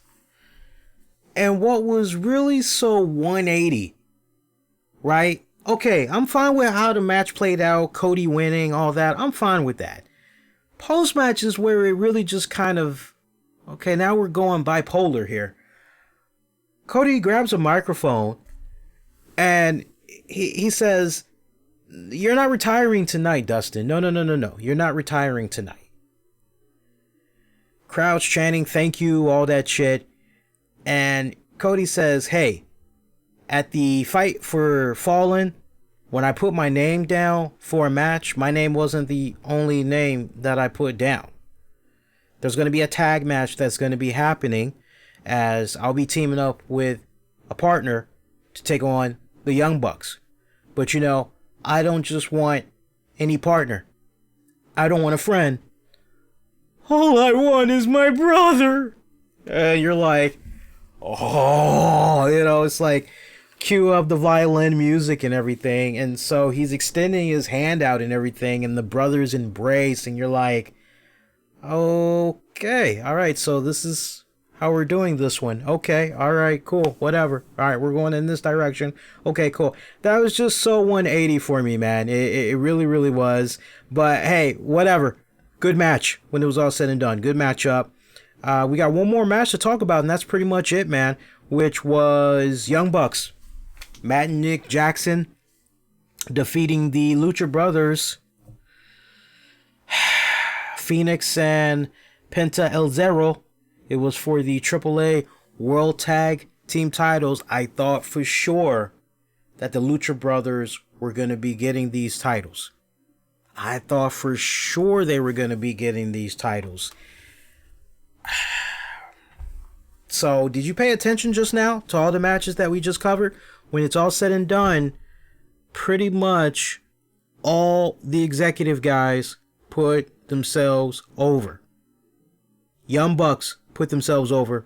Cody put himself... Well, you know what? With the exception of Omega. But then even at that, you know, it's kind of...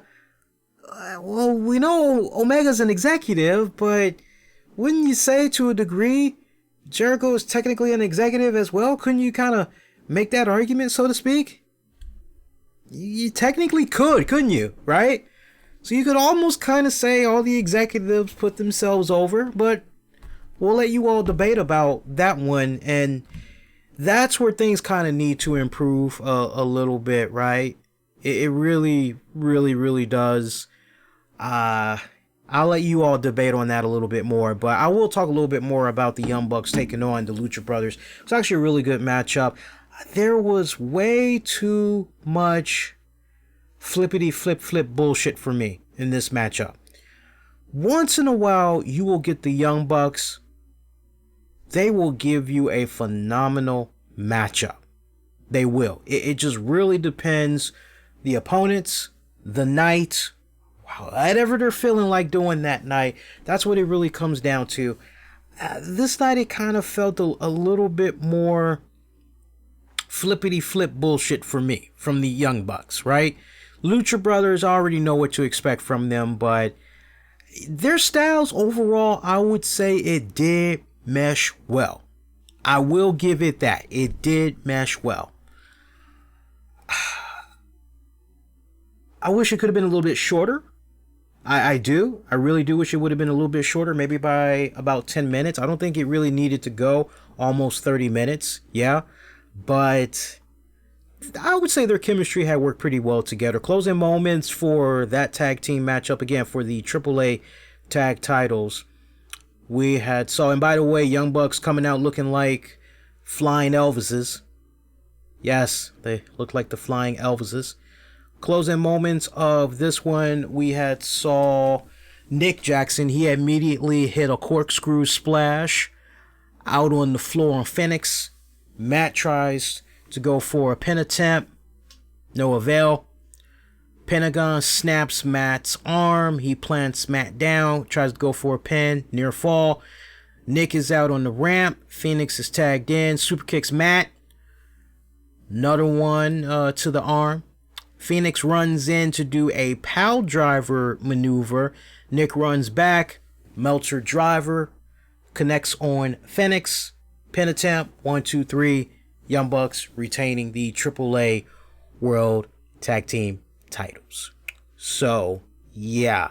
Jericho, by the way, as far as entrances go, I gotta give it up to Jericho. Jericho had the best entrance of the night because leading up to him coming out to his new Clockwork Orange type of gimmick, you had a lion tamer, Chris Jericho.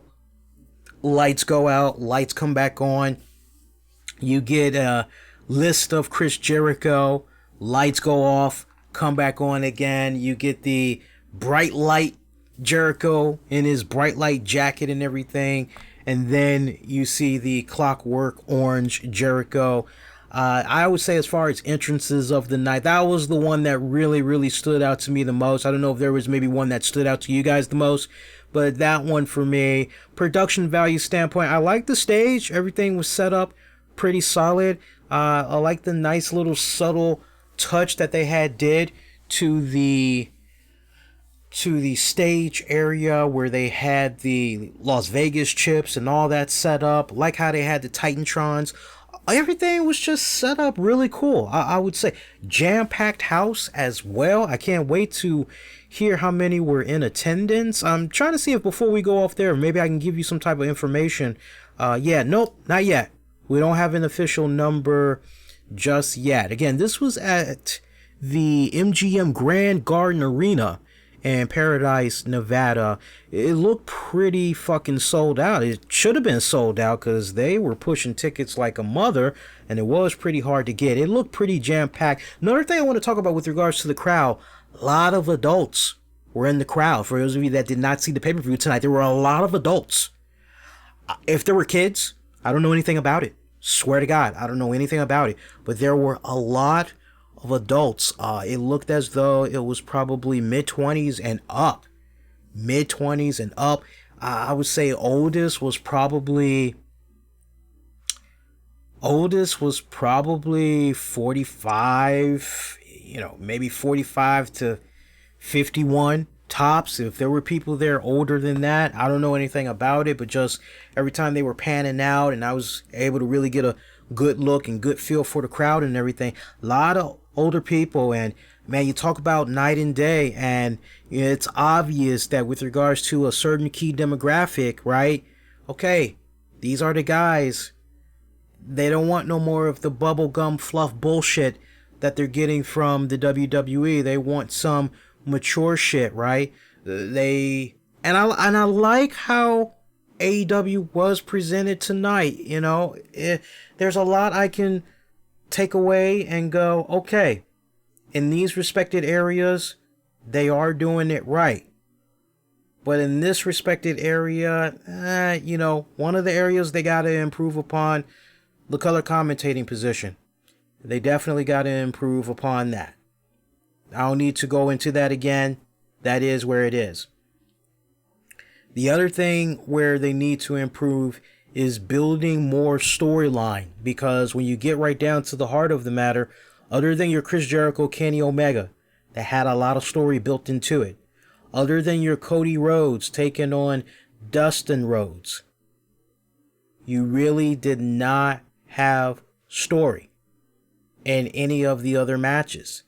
So I would like to see a case come about where, with more of the Being the Elite series, however they want to dub it, just utilize social media better and really doing a better job and bridging the gaps to your next pay-per-view, ultimately setting up your TV show. Don't just rely so heavily on, this is the match, these are the people facing each other, come check it out, right? So let's get right down to the heart of the matter. Was the pay-per-view worth $49.99? No, it was not. Being guys to honest with you all right now, that's how we've been doing it on this show since 2011. Keeping it honest, keeping it insightful since 2011. And I got to tell you, the pay-per-view was not worth $49.99. Now, if you're asking me straight up, did I pay my $49.99? Yeah, I paid my $49.99. I'm going to get it back. I just wanted to show the ultimate support to the promotion. I appreciated all the men and the women, everybody behind the scenes, production and all that. Appreciate what everybody had did. As far as I was concerned, it was a no-brainer. I was always going to be ordering the pay-per-view. I know some people had checked this out, whether it was free or, maybe they did some stuff and they did some workarounds and paid a much lower price. Was it worth the $49.99? It was not worth the $49.99. This should have been a $29.99 pay-per-view. A $29.99 pay-per-view. That's what it should have cost. If even that, some would even argue, maybe it should have been $19.99. But it should have been somewhere between $19.99 to $29.99. Now, I'm hoping that with this being the very first AEW pay-per-view, maybe that's why, and that going forward, it's not going to be like this again, right? Not unless it's a case where 4 major pay-per-views, right? So maybe All In too. Maybe they're going to ask for $49.99, but then even at that, do you really want to pay that amount? I don't know. I don't know. But this pay-per-view was not worth $49.99. It wasn't. It just wasn't. Of the matches that I'm looking at, just going back to the matches one more time. So basically 9 matches total. I would say off the break, 1, 2, 3, 4, 5 matches out of the 9 were good. For me personally, SoCal Uncensored taking on the Strong Hearts. I like that match. The Fatal 4-Way match between the women, that was good. Best Friends taking on Angelico Jack Evans, that was good. Cody taking on Dustin Rhodes, that was good. No, I can't give that a nod. Young Bucks taking on the Lucha Brothers. That was good. I really didn't care that much for Jericho and Omega. Being honest with you guys. All the other matches I really could have done without. I didn't particularly care for it. Wasn't enough sizzle and all that in that 21-man Casino Battle Royale, which we already talked about at the top. Let's see what you guys had to say about the pay-per-view event. Appreciate you guys' interactions. All right, let's see what we got here. Arnold, my only criticism is AEW took shots at WWE and they are not established yet. That will come back to haunt them. Nah, man, I'm totally fine with that. Long before WCW has started making their waves and they were number one for all of those consecutive weeks, you had Eric Bischoff, whatever he could to get heat on himself and WCW and getting their brand over. Man, you had many weeks where Eric Bischoff would give away spoilers for what was going on Monday Night Raw. Be like, hey, no reason to tune into that other channel from that other company, folks. Here's the skinny. We'll give you the results right now, right? And I mean, some people were pissed. But at the same time, when he was going over the results, okay, so I don't have to set my VCR. Okay, I don't have to change my channel. Okay, cool, whatever. He was saying this shit way before they even started crushing the WWE and the ratings and all that, and they weren't even top dog yet. It was a case where once Eric Bischoff came into play and pretty much had the accessibility to Ted Turner within reason, I don't mean from a monetary standpoint, but just from whatever Bischoff needed to try to make whatever work for Nitro, Turner was, okay, yeah, no problem. Hey, hook Eric up, do it for him and everything. Nah, whatever you gotta do, it ain't no different than Lonzo Ball, man. And the dad and all that. It ain't no different than that. All that bullshit hype and you gotta remember, you had WWE that took the shots first. You kinda gotta go back to the whole Triple H, right? You gotta go with that. I don't mind the whole shots. I don't care about that, right? It gets people talking throughout social media. It creates a buzz, all that shit. I don't mind that. I really don't. I don't mind that. Yeah, Noah, I would say for the most part, the show was decent. It was decent. I'm staying firm, though. I'm giving it a 6.5 out of 10 tonight. What else we got here? Lee Strack. Strack, what's up, my brother? Strack is giving it a 6. Okay. Richer fact, Neil Mitchell was the producer. He also produced NITR. Okay. What else here? What else we got here?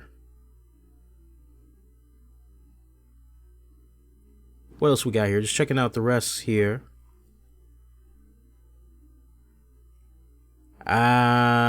Roach. I'll read what Roach had said. Roach is saying that Jim Ross looked and sounded like he was drunk, and those other two guys made Renee Young look great calling the matches. Roach, I kind of got to disagree with you, man. And the other two guys made Renee Young look, no, sorry. That's where you're a bit off on that one. I get it. You're going for the comedic, I get it. Let me keep going here.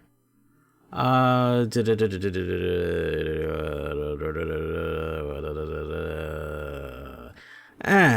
see I'm sorry, but the show was bad.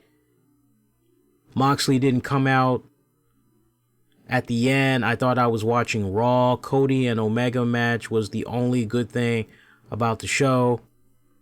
Well, hey, if that's how you feel, that's how you feel. Let's see here. Going through some more comments here. Hang on, guys. I'm scrolling up here. What else we got? Going through some more comments. Yeah, everybody's been saying that about Kylie Ray. Yeah, AEW's version of Bayley. Thus, why he said what he said. You go back to what Cody had said the other day.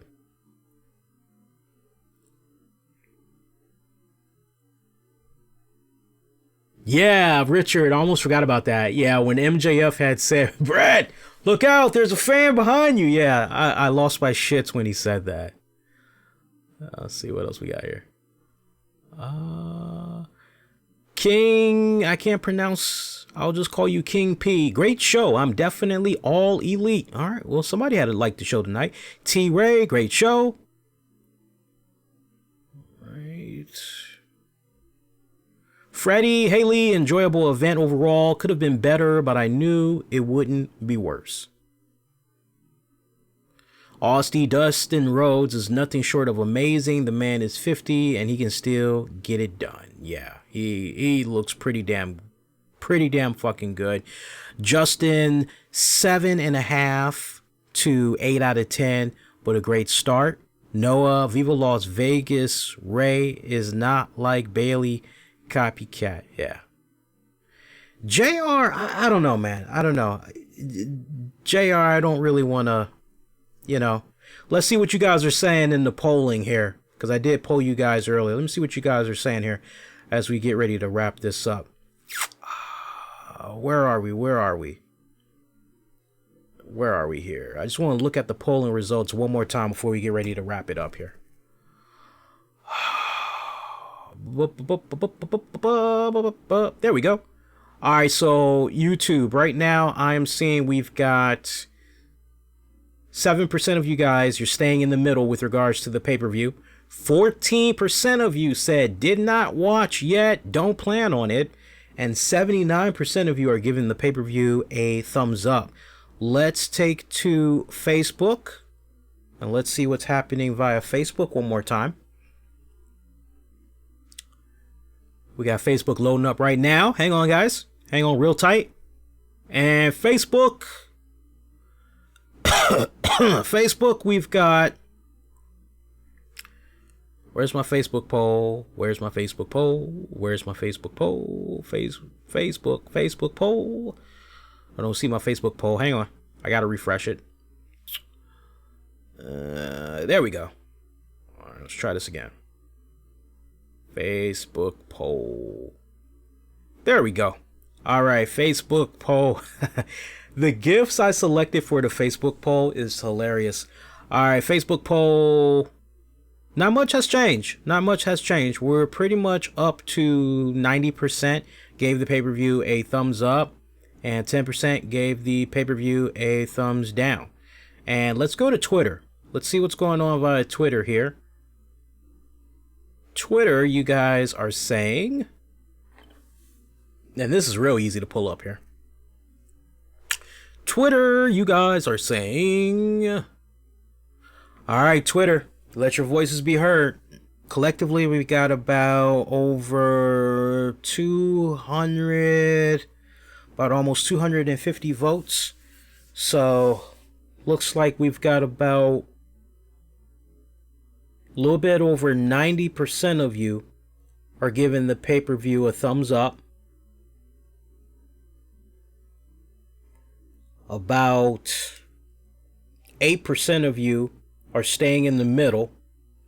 And about 6% of you are giving the pay-per-view a thumbs down. So appreciate those of you that cast your vote. If you did not vote, pick an outlet, cast your vote. We'll follow up on next week's RCWR show. All right, so we went a little longer than expected, man. I should have known better. Hey, we always have fun. Appreciate you guys that had checked out the stream. Means a lot as always. If you're new, welcome. If you haven't done so already, make sure you do subscribe. If you're checking this out via YouTube, on top of subscribing, click on the bell notification. Heads up for you guys that are fans of Viceland, the channel itself. Dark Side of the Ring, they wrapped up already. A great first season. It was a 6-episode little mini series that they did. You got a new series that had premiered this week, which is called The Wrestlers, hosted by Damian Abraham. Well, up on the YouTube channel right now in the guest exclusive section is my conversation with Damian Abraham. I don't know why I keep saying Abrams. I got J.J. Abrams on the brain for some reason. But Damian Abraham, me and him sat down and we talked about the show. It was a great fun conversation. Been getting some great feedback on it. Check it out if you guys did not get an opportunity. And for you Dark Side of the Ring fans, on this coming week's RCWR show, we're actually going to play my conversation that I had with Evan Husney, producer of Dark Side of the Ring. So you definitely do not want to miss that. Next RCWR show is going to be coming at you guys at this point on Wednesday, May the 29th. We'll be coming on at 9:30. What time we're going to come on Wednesday? Well, now that the NBA Finals isn't coming on until Thursday, I'm not going to switch it up. I'm still going to leave it at Wednesdays, but I think we've been coming on at 9:30 on Wednesday nights, if I'm not mistaken. It's possible we could do a show earlier. Just stay connected to me on Facebook, Twitter, Instagram. Use the keywords, the RCWR show. That way, if we do decide we want to do something a little bit earlier, you're connected that way. You'll know about it. For our Patreon members, a lot of people were asking about the Patreon. Patreon.com/RCWR show. Check out bonus audio and video content, half of which you won't be able to find anywhere else. Patreon.com/RCWR show. Now that Double or Nothing is in the books, I'm definitely going to be spending the rest of the weekend pumping out some more exclusive content for you guys. So stay connected over there. $5 a month, higher. Get access to some really cool content. That's going to do it. Thanks for staying up live, checking out the stream. Those for you waiting on this on demand on the downloads, give me about 20 minutes and I will hook this bad boy up. Try to get it out as quick as humanly possible. And until next go round, I am wishing all of y'all to be safe and most importantly, be kind to one another. I will see you guys next go round. A very good night, very good morning. Keep the thumbs up, man. Smash the thumbs up, likes, subscribe, all that good shit. All right, guys, much love.